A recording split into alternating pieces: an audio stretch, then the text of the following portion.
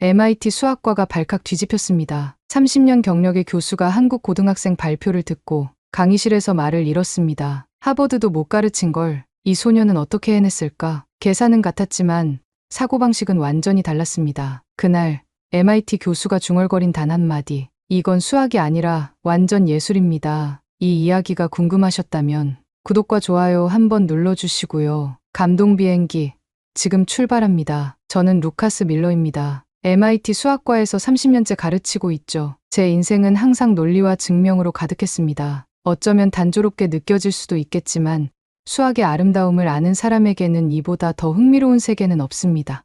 그날도 평소와 다름없이 연구실에서 학생들 논문을 검토하고 있었습니다. 창문 너머로 보스턴의 가을 햇살이 들어오던 오후였죠. 컴퓨터 화면에서 눈을 떼고 잠시 창밖을 바라보는데 메일함에서 띵 소리가 들렸어요. 한국 고등학생들의 수학 사고법을 직접 관찰해 보시겠습니까? 처음에는 그저 스팸 메일인 줄 알았습니다. 하지만 발신자를 확인해 보니 국제수학교육학회의 공식 이메일이었어요. 호기심에 메일을 열어봤죠. 밀러 교수님, 서울에서 열리는 청소년 수학 사고력 심포지엄에 초청합니다. 한국 학생들의 독특한 문제 해결 방식을 세계적 수학자의 시선으로 평가해 주시면 감사하겠습니다. 순간 웃음이 나왔습니다. 한국.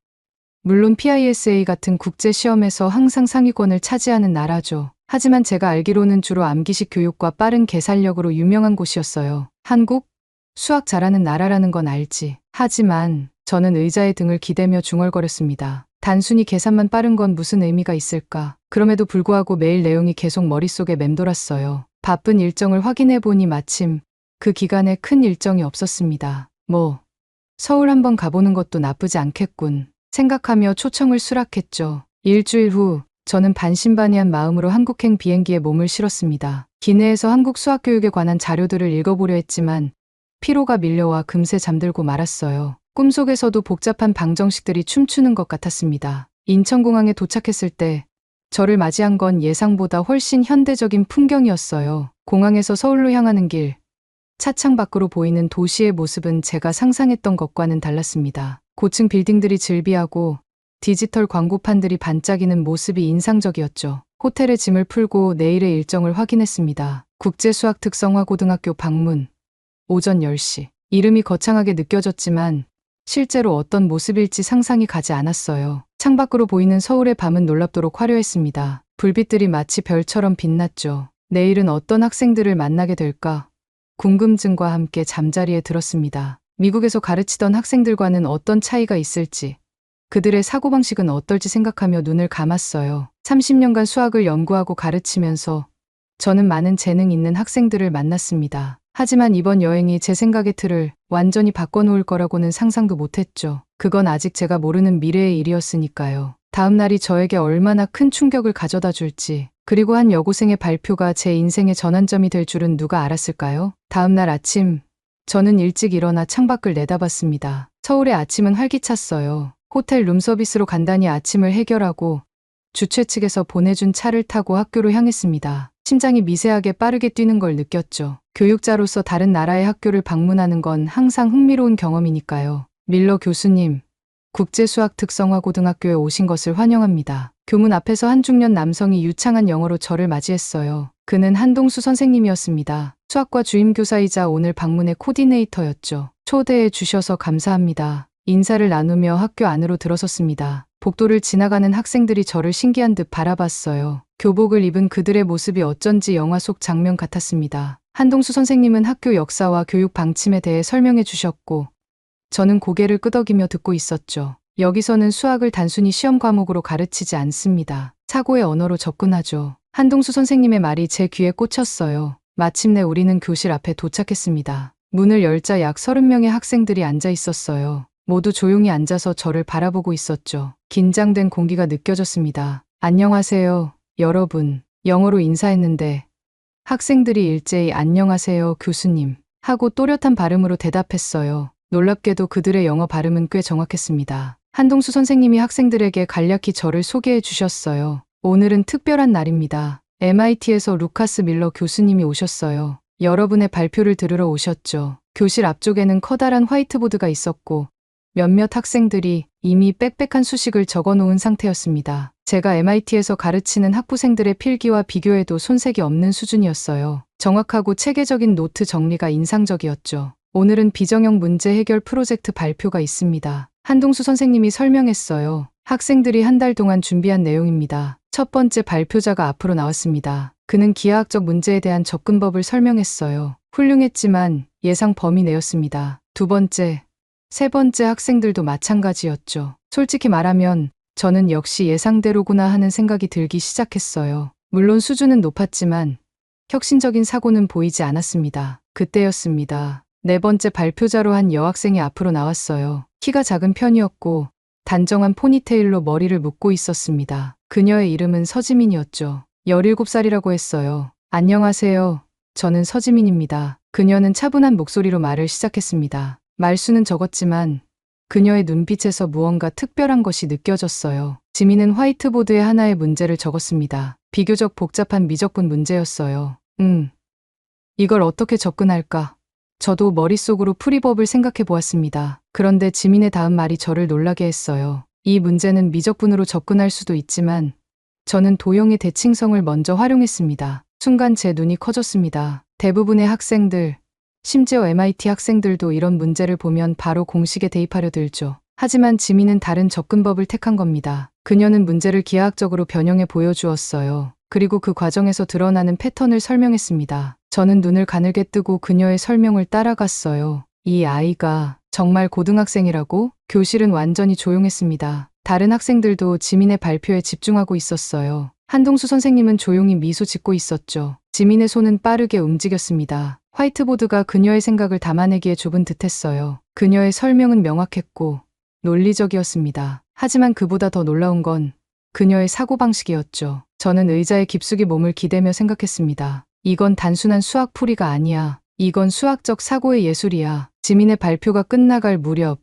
저는 이미 알고 있었습니다. 이 여행이 제가 생각했던 것보다 훨씬 가치 있는 경험이 될 거라는 거요. 그리고 서지민이라는 이름을 잊지 않을 거라는 것도 말이죠. 지민의 발표는 계속되었습니다. 그녀는 화이트보드 앞에 서서 자신감 있게 말을 이어갔어요. 첫 번째 해법을 설명한 후 지민은 잠시 멈추고 교실을 둘러보았습니다. 학생들의 눈빛이 호기심으로 가득 차 있었죠. 지금까지 설명한 방법은 대칭성을 활용한 접근법이었습니다. 지민이 말했어요. 하지만 같은 문제를 다른 시각으로 볼 수도 있습니다. 저는 의자에서 몸을 앞으로 기울였습니다. 보통 학생들은 하나의 문제에 하나의 해법을 찾으면 만족하죠. 그런데 지민은 이미 두 번째 접근법을 시작하고 있었어요. 두 번째 방법은 미적분의 기본 정리를 활용하는 것입니다. 지민은 새로운 방정식을 써내려가기 시작했습니다. 그녀의 손글씨는 단정했고 숫자와 기호들이 마치 춤을 추는 것처럼 보였어요. 이 접근법은 전통적이지만 계산 과정이 조금 복잡합니다. 지민은 차분하게 각 단계를 설명했습니다. 미적분의 정석대로 풀어나가는 과정이었지만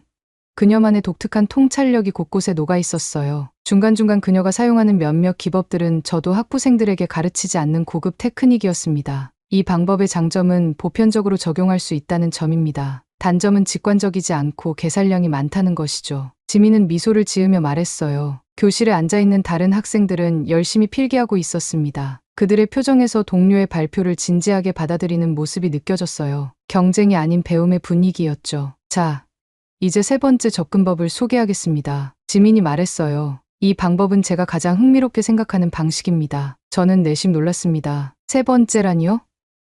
같은 문제에 대해 세 가지 다른 해법을 준비했다는 건 단순히 문제를 풀기 위한 것이 아니라 문제 자체를 깊이 이해하고 있다는 증거였어요. 지민은 이번에는 수열과 급수의 개념을 활용했습니다. 그녀는 화이트보드에 남은 공간을 채우며 새로운 접근법을 전개해 나갔어요. 가끔 영어 단어를 섞어 사용하기도 했지만 그녀의 설명은 매우 명확했습니다. 이 방법의 아름다움은 수학적 패턴을 발견할 수 있다는 점입니다. 지민의 눈이 반짝였어요. 단순히 답을 찾는 것이 아니라 그 속에 숨겨진 구조를 이해하게 되죠. 저는 고개를 끄덕였습니다. 그녀의 말이 정확히 맞았어요. 진정한 수학은 답을 찾는 것이 아니라 그 과정에서 드러나는 패턴과 구조를 이해하는 것입니다. 정답은 하나지만 생각은 여러 갈래로 갈 수 있습니다. 지민이 결론을 내렸어요. 이건 그냥 답을 찾는 게 아니라 구조를 이해하는 일입니다. 그 순간 저는 노트를 덮었습니다. 더 이상 필기할 필요가 없다고 느꼈어요. 이건 단순한 계산이 아니었습니다. 이건 수학적 사고의 깊이를 보여주는 순간이었죠.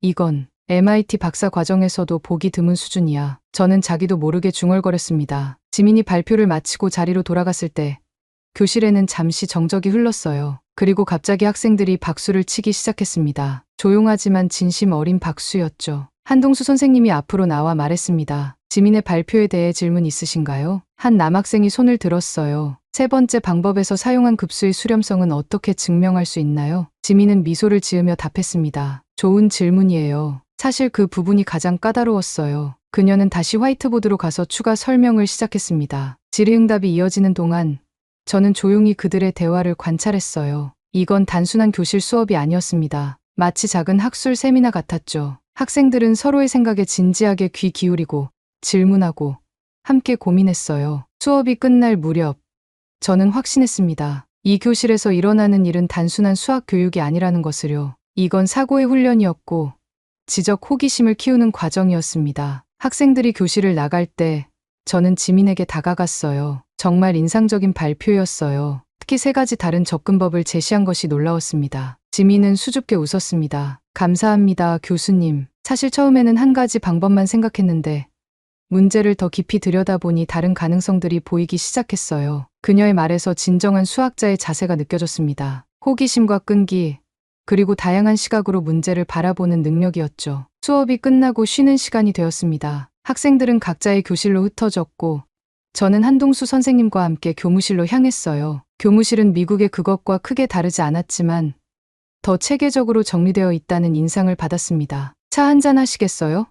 한동수 선생님이 물었습니다. 네, 감사합니다. 저는 고개를 끄덕였어요. 아직도 지민의 발표가 머릿속에서 맴돌고 있었죠. 향긋한 녹차향이 퍼지는 가운데 한동수 선생님이 물었습니다. 방금 수업 어떻게 생각하셨나요? 저는 잠시 생각을 정리했어요. 솔직히 말씀드리면 예상을 뛰어넘었습니다. 특히 서지민 학생의 발표는 놀라웠어요. 이 학생들 도대체 어떻게 가르치신 겁니까? 저는 궁금증을 참지 못하고 물었습니다. 한동수 선생님은 차를 한 모금 마시고 대답했어요. 특별한 비결은 없습니다. 다만 우리는 답보다 과정을 중요시하죠. 정답보다 생각한 과정을 말하게 합니다. 틀린 답도 괜찮아요. 중요한 건 왜 그렇게 생각했는지를 말하는 훈련이죠. 저는 고개를 끄덕였습니다. 이런 접근법은 MIT에서도 고급 세미나에서나 볼 수 있는 방식이었어요. 그리고 우리는 학생들에게 항상 왜라는 질문을 던지도록 가르칩니다. 한동수 선생님이 계속 말했어요. 왜 이 공식을 사용하는지, 왜 이 접근법이 효과적인지, 이런 질문들이 깊은 이해를 가능하게 만들죠. 그렇군요. 저는 중얼거렸습니다. 수학이 아니라 철학을 가르치고 있는 건가? 한동수 선생님은 웃음을 지었어요. 어떤 의미에서는 그렇습니다. 수학과 철학은 때려야 뗄 수 없는 관계니까요. 학생들은 어떻게 이렇게 깊은 사고를 발전시키나요?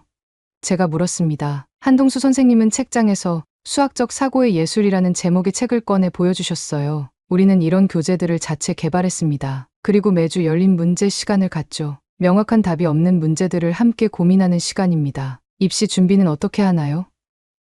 한국은 대학 입시가 중요하다고 알고 있는데요. 물론 현실적인 부분도 중요합니다. 하지만 우리의 믿음은 깊이 사고하는 법을 배우면 어떤 시험이든 대비할 수 있다는 겁니다. 실제로 효과가 있나요? 저는 궁금했어요. 지난 5년간 우리 학교의 대학 진학률은 98%입니다. 그중 80%가 이공계열 상위권 대학에 진학했고요. 한동수 선생님이 자랑스럽게 말했습니다. 서지민 학생은 특별히 어떤 학생인가요? 저는 자연스럽게 물었어요. 지민이는 처음부터 특별했습니다. 중학교 때 수학 올림피아드에서 금메달을 받았죠. 하지만 그녀의 진짜 장점은 문제를 다양한 각도에서 바라보는 능력입니다. 지민이는 수학을 도구로 보지 않아요. 그녀에게 수학은 세상을 바라보는 렌즈입니다. 한동수 선생님의 말이 제 가슴에 와닿았어요. 우리의 대화는 계속되었습니다. 한국의 교육 시스템, 학생들의 일상, 그리고 수학 교육의 미래에 대해서요. 시간이 흐르는 줄도 모르고 이야기했습니다. 그날 저녁, 저는 호텔 방으로 돌아왔습니다. 창밖으로 서울의 야경이 펼쳐져 있었어요. 수많은 빛들이 마치 별처럼 반짝이고 있었죠. 피곤함이 몰려왔지만 머릿속은 온통 오늘 학교에서 본 광경으로 가득 차 있었습니다. 침대에 앉아 노트북을 켰어요. 교실에서 촬영한 지민의 발표 영상을 다시 보고 싶었습니다. 한동수 선생님께서 공유해주신 영상 파일을 열었어요. 영상 속에서 지민은 차분하게 발표를 이어가고 있었습니다. 화면 너머로도 그녀의 집중력과 통찰력이 느껴졌어요. 영상을 멈추고 필기노트를 다시 펼쳤습니다. 학생들의 손글씨로 가득한 노트. 자유로운 토론 현장이 생생하게 떠올랐어요. 노트에는 제가 오늘 느낀 점들이 빽빽하게 적혀 있었습니다. 한국 학생들의 접근법, 다층적, 다각적, 질문 중심의 학습법, 과정을 중시하는 평가 방식, 그리고 마지막에는 큰 글씨로 서지민 수학적 사고의 예술가라고 써놓았더군요. 창가로 다가가 커튼을 젖혔습니다. 서울의 밤은 여전히 활기찼어요. 마치 이 도시처럼 오늘 만난 학생들의 마음도 밤늦게까지 지식을 향한 열정으로 빛나고 있을 것 같았습니다. 문득 제 자신이 부끄러워졌어요. 30년간 MIT에서 가르치면서 저는 얼마나 많은 학생들에게 단순히 정답을 찾는 법만 가르쳤을까요?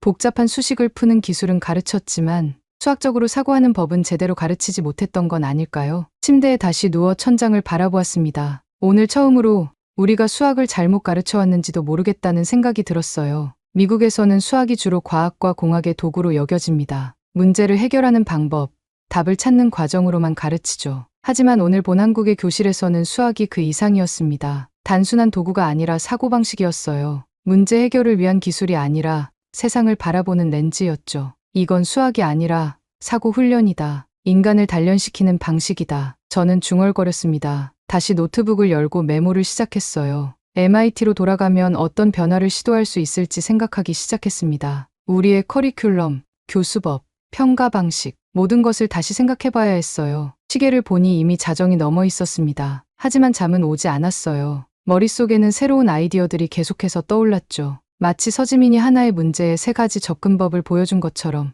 저도 수학 교육에 대한 새로운 접근법을 찾아가고 있었습니다. 창밖을 다시 바라보았어요. 서울의 불빛들 속에서 한 가지 확신이 들었습니다. 저는 단순히 한국의 수학 교육을 관찰하러 온 것이 아니었어요. 저는 배우러 왔던 겁니다. 노트북에 마지막 문장을 적었습니다. 수학은 단순한 기술이 아니다. 그것은 사고의 예술이다. 이 깨달음이 저를 완전히 변화시킬 거라는 느낌이 들었어요. 내일은 학교를 다시 방문하여 더 많은 것을 배우고 싶었습니다. 특히 서지민과 더 이야기를 나누고 싶었죠. 침대에 누워 눈을 감았습니다. 오늘의 경험이 머릿속에서 계속 맴돌았어요. 미국과 한국, 두 나라의 교육 방식이 이렇게 다를 수 있다니 놀라운 발견이었습니다. 일주일간의 한국 방문이 끝나고 저는 인천공항에서 보스턴행 비행기를 기다리고 있었습니다. 공항 라운지에 앉아 창밖을 바라보니 비행기들이 이륙하고 착륙하는 모습이 보였어요. 한 주 동안 저는 국제수학특성화고등학교에서 매일을 보냈습니다. 수업을 참관하고 교사들과 대화하고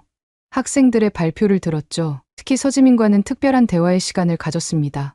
마지막 날, 지민은 자신의 수학 노트를 보여주었어요. 그 안에는 단순한 공식과 풀이를 넘어선 사고의 흐름이 담겨 있었습니다. 마치 일기장처럼 그녀는 자신의 생각 과정을 기록해 놓았더군요. 교수님, 이건 제가 평소에 문제를 풀 때 사용하는 방식입니다. 지민이 말했었죠. 답을 찾는 것보다 과정을 즐기는 편이에요. 비행기 탑승 시간이 다가오고 있었습니다. 라운지에서 일어나 탑승구로 향했어요. 이제 곧 한국을 떠나게 되겠지만 이 나라에서의 경험은 오랫동안 제 마음속에 남을 것 같았습니다. 비행기에 올라 좌석에 앉았습니다. 창가 자리였어요. 비행기가 이륙하면서 서울의 전경이 점점 작아졌습니다. 높은 빌딩들, 한강을 가로지르는 다리들, 그리고 그 어딘가에 있는 작은 교실. 그 안에서 서지민과 같은 학생들이 여전히 수학의 아름다움을 탐구하고 있겠죠. 우린 늘 수학을 정답의 도구로만 써왔다. 저는 창밖을 바라보며 혼잣말을 했습니다. 그런데 한국은 수학을 인간을 이해하는 언어로 쓰고 있군. 노트북을 꺼내 새로운 문서를 열었습니다. MIT에 돌아가면 발표할 내용을 정리해야 했죠. 어떻게 이 경험을 동료 교수들과 나눌 수 있을까 고민했어요. 사진들을 하나씩 살펴보았습니다. 학생들이 화이트보드 앞에서 토론하는 모습, 한동수 선생님이 수업을 이끄는 모습, 그리고 서지민이 발표하는 모습. 이 사진들에는 단순한 교실 광경이 아닌 교육의 본질이 담겨 있었어요. 노트에 이렇게 적었습니다. 수학, in Korea, it's not just calculation, it's culture. 비행기는 태평양을 가로질러 계속 날아갔습니다. 시간이 흐르면서 저는 한국에서의 경험을 토대로 MIT에서 어떤 변화를 시도할 수 있을지 구체적인 계획을 세우기 시작했어요. 먼저 학부 1학년 커리큘럼부터 바꿔야겠어. 저는 생각했습니다. 단순 계산보다 사고 과정에 초점을 맞추는 방식으로 긴 비행 시간 동안 저는 새로운 교육 방식에 대한 생각을 정리했습니다. 한국에서 배운 접근법을 MIT의 교육 환경에 어떻게 접목할 수 있을지 고민했어요. 이 여행은 단순한 학술 방문이 아니었습니다. 이건 교육자로서 제 인생의 전환점이었죠. 보스턴에 도착할 무렵 저는 확신에 찼습니다.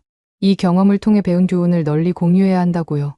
그리고 그 중심에는 서지민이라는 한 여고생의 이야기가 있을 것입니다. 보스턴으로 돌아온 지 일주일 후, 저는 MIT 본관 대강의실에 서 있었습니다. 수학과 교수들과 대학원생들이 자리를 가득 메웠어요. 제가 한국 방문에 대한 특별 강연을 한다는 소식을 듣고 모인 것이었죠. 강단에 올라 청중을 바라보았습니다. 모두 호기심 어린 눈빛으로 저를 주시하고 있었어요. 깊은 숨을 들이마시고 프레젠테이션을 시작했습니다. 오늘 여러분과 나누고 싶은 이야기가 있습니다. 첫 슬라이드를 넘기며 말했어요. 지난달 저는 한국의 한 고등학교를 방문했습니다. 처음에는 그저 관찰자로 갔지만 결국은 학생이 되어 돌아왔죠. 청중 사이에서 작은 웃음이 흘렀습니다. 30년 경력의 MIT 교수가 고등학교에서 무엇을 배웠다는 걸까요? 그들의 호기심이 더욱 커진 것 같았어요. 슬라이드에 지민의 사진을 띄웠습니다. 그녀가 화이트보드 앞에서 발표하는 모습이었어요. 서울에서 한 고등학생이 문제를 풀었습니다. 그녀의 이름은 서지민입니다. 17살이죠. 저는 지민이 제시한 3가지 해법을 간략히 설명했습니다. 그리고 그녀의 말을 인용했어요. 그녀는 말했습니다. 정답은 하나지만 생각은 여러 갈래다라고. 청중은 조용히 경청하고 있었습니다. 몇몇 교수들은 메모를 하기 시작했어요. 우리는 수학을 어떻게 가르치고 있습니까? 제가 물었습니다. 우리는 학생들에게 무엇을 요구하고 있죠? 정확한 답, 빠른 계산. 그것이 전부일까요? 슬라이드를 넘겨 한국 교실의 모습을 보여주었습니다. 학생들이 자유롭게 토론하고 서로의 아이디어를 나누는 모습이었어요. 한국의 그 교실에서 저는 수학 교육의 다른 가능성을 보았습니다. 그들은 답이 아닌 과정을 중시합니다. 계산이 아닌 사고를 가르치죠. 제 목소리에 확신이 담겼습니다. 다음 슬라이드들을 통해 한국 학생들의 접근 방식, 교사들의 교수법, 그리고 제가 배운 교훈들을 차례로 설명했어요. 청중들의 표정이 점점 진지해지는 것이 느껴졌습니다. 마지막 슬라이드로 넘어갔어요. 지민이 마지막 발표를 하는 순간의 사진이었습니다. 그녀의 눈빛에서 지적 호기심과 열정이 느껴졌어요. 저는 수학자로서 30년을 살아왔습니다. 수천 개의 방정식을 풀고 수백 명의 학생들을 가르쳤죠. 잠시 말을 멈추고 청중을 바라보았습니다. 하지만 서울의 그 교실에서 17살 소녀를 통해 깨달았습니다. 깊은 숨을 들이마신 후 마지막 말을 이어갔어요. 이건 수학이 아닙니다. 이건 예술입니다. 강의실에 잠시 정적이 흘렀습니다. 그리고 천천히 한 사람이 박수를 치기 시작했어요. 이내 모든 사람들이 박수를 보냈습니다. 질문의 손들이 여기저기서 올라오기 시작했죠. 그날 저녁, 학과장이 저를 불렀습니다. 루카스, 당신의 발표가 큰 반향을 일으켰네요. 우리 교육 방식에 대해 다시 생각해 볼 필요가 있을 것 같아요. 저는 미소 지었습니다. 변화의 씨앗이 심어진 것 같았어요. 그리고 그 씨앗은 서울의 작은 교실에서 왔습니다. 그로부터 6개월이 지났습니다. MIT 수학과에는 작지만 의미 있는 변화가 일어나고 있었어요. 저는 다양한 사고 중심 수학 세미나라는 새로운 프로그램을 시작했습니다. 학부생들을 대상으로 한 이 세미나는 기존의 교육 방식과는 달랐죠. 오늘은 한 문제에 대해 최소 3가지 다른 접근법을 고민해 봅시다. 세미나 첫날, 저는 학생들에게 이렇게 말했어요. 처음에는 의아해하던 학생들도 점차 이 방식에 적응하기 시작했습니다. 교실 벽면에는 한 장의 사진이 걸려 있었어요. 서울에서 찍은 국제수학 특성화 고등학교 학생들의 모습이었습니다. 그 중심에는 서지민이 있었죠. 가끔 학생들이 그 사진에 대해 물어보면 저는 미소를 지으며 저희 스승입니다라고 대답했어요. 어느 날 학과 회의에서 커리큘럼 개편에 대한 논의가 있었습니다. 제가 제안한 과정 중심 평가 방식이 주요 안건이었어요. 루카스, 당신이 말하는 방식은 이상적이지만 현실적으로 가능할까요? 한 동료 교수가 물었습니다. 저는 노트북을 열고 서울에서 가져온 데이터를 보여주었어요. 한국의 그 학교에서는 이미 5년째 이 방식을 적용하고 있습니다. 그리고 결과는 성적 향상 그래프를 보여주며 말을 이었습니다. 놀랍도록 효과적이었죠. 결국 저희 학과는 시범적으로 1학년 몇몇 과목에 새로운 평가 방식을 도입하기로 결정했어요. 그것은 작은 시작이었지만 의미 있는 변화였습니다. 한편 저는 한동수 선생님과 정기적으로 이메일을 주고받았어요. 그리고 서지민에게도 가끔 조언을 구했습니다. 그녀는 이제 고등학교 3학년이 되어 대학 진학을 준비하고 있었죠. 지민, MIT에 지원해보는 건 어떨까? 저는 이메일에 물었습니다. 며칠 후 지민의 답장이 왔어요. 감사합니다, 교수님. 하지만 저는 서울대학교 수학교육과에 진학하려고 합니다. 한국의 수학교육을 더 발전시키고 싶어요. 그녀의 답변에 저는 감동했습니다. 자신의 재능을 세계적인 대학에서 빛내기보다 고향에서 더 많은 학생들을 위해 사용하기로 한 결정이었으니까요. 학기가 끝나갈 무렵 저는 제 연구실 블로그에 한국 방문에 대한 긴 글을 올렸습니다. 제목은 수학적 사고의 예술이었어요. 그 글의 마지막 문장은 이렇게 끝났습니다. 나는 숫자를 가르치러 갔다가 사람을 키우는 법을 배워왔다. 그 글은 예상보다 큰 반향을 일으켰습니다. 여러 교육기관에서 연락이 왔고 심지어 몇몇 출판사에서는 책을 쓰자는 제안도 받았어요. 하지만 저에게 가장 의미 있었던 것은 다른 교사들로부터 온 메시지들이었습니다. 당신의 글을 읽고 제 교수법을 다시 생각해보게 되었습니다. 한 고등학교 교사가 보낸 메일이었어요. MIT의 변화는 조용히 하지만 확실하게 진행되고 있었습니다. 그리고 이 모든 시작에는 서울의 작은 교실과 17살 소녀 서지민의 목소리가 있었죠. 어느 날 저녁, 저는 창밖으로 보스턴의 야경을 바라보며 생각했습니다. 한 사람의 사고방식이 바뀌면 그것이 얼마나 큰 파장을 일으킬 수 있을까? 그리고 그 답을 알고 있었어요. 제가 바로 그 증거였으니까요. 서지민과의 만남으로 저의 교육관이 바뀌었고 그것이 MIT의 변화로 이어지고 있었습니다. 17살 소녀 서지민, MIT 교수의 사고를 바꾸다. 이것은 그저 감동적인 이야기가 아니라 실제로 일어난 일이었습니다. 그리고 이 이야기는 여전히 계속되고 있어요. 제가 가르치는 모든 교실에서 매일매일. 오늘 이야기 마음에 남으셨다면 구독과 좋아요 한번 눌러주시면 더 따뜻한 감동으로 다시 찾아뵙겠습니다. 감동 비행기. 여기서 인사드립니다.